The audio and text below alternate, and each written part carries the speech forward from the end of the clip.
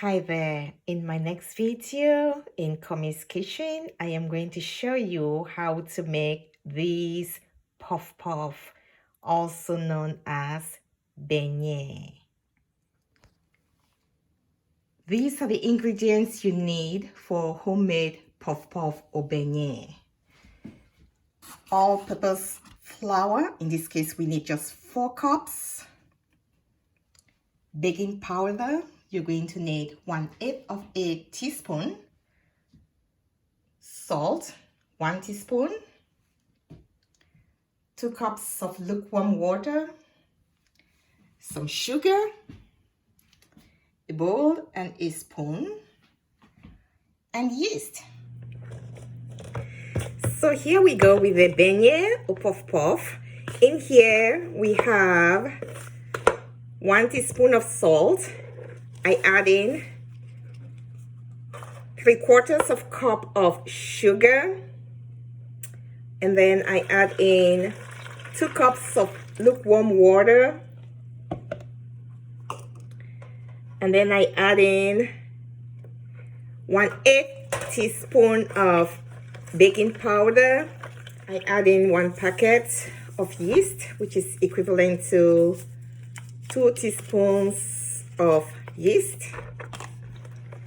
Stir up everything, and then I gently, here we have 4 cups of all-purpose flour. I gently and slowly add my flour. So give yourself like a good 4 minutes to slowly pour in your 4 cups of flour. Your flour is as healthy as mine. You should have a consistency that is good. And then you stir a little bit again. So this is my dough. I cover it with a clean cloth and set aside in a warm, not a very cold area, warm area for the dough to rise. So here goes the dough after about 3 hours, set aside in a warm place. So in the pot I've added in 1 liter vegetable oil, and you want to make sure in this size pot that the oil is around 5 centimeters deep, which is about 2 inches, because this is going to be deep frying. I'm going to be taking some of the dough and put it in here for it to fry.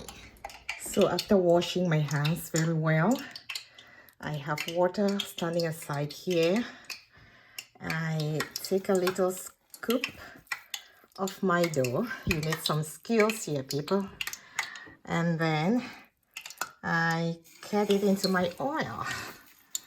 Right, so here you go. You walk it into your palms, and then you squeeze it out. And there we go with our beignet frying.